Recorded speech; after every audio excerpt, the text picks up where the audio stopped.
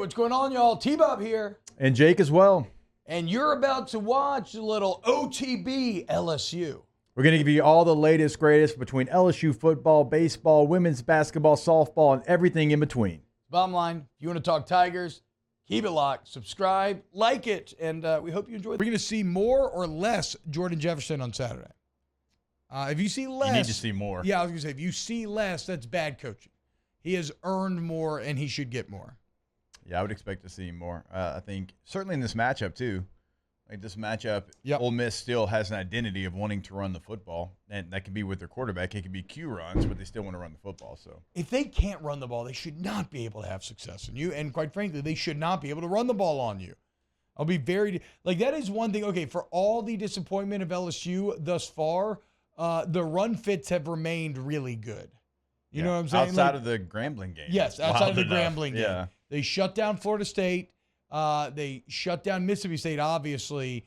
And Arkansas's rushing success came from KJ Jefferson creating broken plays. And I guess, he did use RPOs to perfection. But, yeah, like you should be able to stop Ole Miss running the ball because everybody stopped Ole Miss running the ball so far this year. And you're going to have the advantage on the line of scrimmage. Yes. And Quinshon Judkins right now, he's got I forget if it's an ab or sternum injury, but he's dealing with something, and he doesn't look like the same player right now. Not to say that he can't find his way back there, but if you watch the tape, and T-Bob and I were talking about it, I think it was All Fair the other day, there's a book out now. Like you have tape on him. He was a freshman last year, burst onto the scene, maybe didn't know who he was. He's not as effective. I mean, Jackson Dart's our leading rusher, so you can't allow him to get going against you. And a lot of why he is struggling is because of the injury, I think, and also because of what's in front of him. Yeah, the O-line's bad, dude. Like, the O-line is flat out bad. And again, if you don't believe me, because I said that about Arkansas last week, that's fair, because I was wrong on Arkansas. But you also did say that Arkansas's offensive line was good for the first two quarters, and then they had the Monstars steal their talent in the third and fourth. So that is true. That is true. And what I was guilty of, though, was, I had two examples of the O-line, and I just chose to believe that, when they played bad, like that's going to be representative of them all the time. And every athlete has ups and downs, so that was unfair. I don't know that I've really seen any good from the Ole Miss offensive line. That would be the key difference here. And don't even start on the Ole Miss front seven. LSU's offensive line should dominate that Ole Miss front seven. Then again, I think there's only one team on this schedule that LSU's offensive line won't dominate, and that's probably Alabama. That's going to be a real battle. You're better suited to that Alabama front seven than anybody else is, but like everybody else, they should kick ass. All right, here's what you expect in the run game. In Ole Miss, like everything's up. I think we talked about this in the offseason. It's one of the things they do really well. They're running outside zone 10% of the time. They're running inside zone 34% of the time. They're running duo 7% of the time. They're running power 25% of the time. Counter 7% of the time. Draw 6% of the time. Pull lead 4% of the time. That's a lot of diversity in your run game. Yeah. It's one of the things they do really, really well. Because now in 2023 college football, a lot of times we go and we look at the offensive run concept, and it's like, okay, inside, outside zone. And those are like together, like 85, 90%. Not Ole Miss. I mean, everything is going to be up. They've had 122 run plays, and you see the breakdown. In fact, power is actually the second most used run for them. It goes inside zone 42 times, power 30 times. So, they're a team that will switch it up. So you got to be ready. Those run fits, that's why they're so important. It's not just zone. It's not, hey, make sure you're holding the edge. Make sure backside you're not flowing too much. These gap scheme runs are going to come right at you as well. So you have to be ready for everything. The full arsenal of a run game is going to be up when you play Ole Miss. I'm very curious what LSU's breakdown would be now. What LSU's what? Oh, run breakdown? It's just got to be zone left, zone right.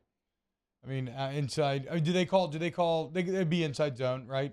It's probably. I would expect more inside than outside. Yeah, probably about 80% inside zone. Oh if I my! had to guess. It's not quite that, but 117 run plays for LSU. They've run 4 outside zones, 74 inside zones, 13 kind of man concepts, 2 powers, and 15 counters, 5 draws, 3 pull leads. That's damn near 80. I don't know. I've seen 15 counters. I mean, I know we saw counters. One. How are you? I know we saw breaking down what constitutes a counter. I know now. we saw two. I know we saw two, and we were excited about it. But yeah, I mean, so almost 70% of the time they're inside zone, which I didn't love. I didn't love against Florida State because their D-line was able to kind of hang with you. Anybody else, you should be able to just man up inside zone, run block them if you want, right? And you've seen the emergence of Logan Diggs. We're talking about the patience he's starting to develop, finding them holes behind the offensive line, getting the timing down.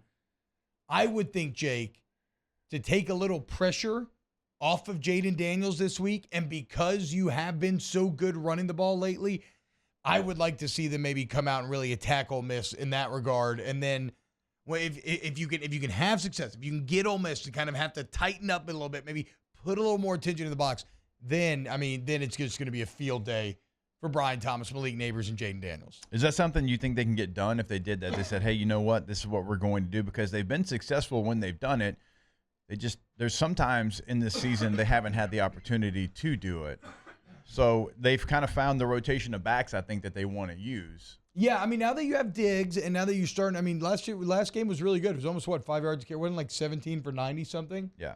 Like, I think, and you think about how you came out last game, you came out throwing the ball. Jaden was out of rhythm, ended up putting you behind the chains. Next thing you know, Arkansas is in rhythm, and then you're playing from behind, so you're kind of feeling the pressure to have to throw the ball more. I'm not saying you come out and run it like a million times, but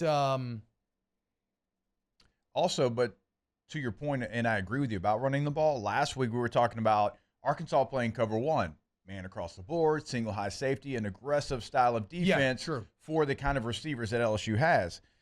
Not really the case this week with Ole Miss. Their leading coverage is quarters. Okay, Yep. That's a keep everything in front of you, don't get beat, for the deep ball, don't give up the home run type of coverage. And they run that, again, 35% of the time. And so, maybe instead of trying to force their hand, you do run the football, start to open some things up, because that's a softer coverage as well. So you'll have more opportunity to run the football, and you take what the defense gives you. Also, like, they run cover 3, 22.4% of the time. And so, like, as far as like aggressive coverages, they aren't trying to let you behind them. No, they're trying to limit the big play. They run cover 1 12% of the time, which Arkansas ran last week. Now, they do run cover 0 8% of the time. Ooh, which better be careful, Bo. That's for that coverage. They've run it 25 times already this year. Like, that's like not quite Zach Arnett levels, but that's pretty high. You better get home. Yeah. You know what I'm saying? You better get to Jaden Daniels quick. Because if you're going to leave Thomas, Malik, and Neighbors out there on an island while you're throwing safeties in there, okay, we're going to see. We're going to see Pete Golding, you bum. Couldn't stop him last year with Will Anderson. Now you think you're going to do it with, try to name a single Ole Miss defender. Wow, Jake, what incredible takes. I mean, those guys, they're just the best. I think so. And if you think so, again, hit the like button, subscribe, ring the bell so you get notifications when we post every single day here on OTB LSU.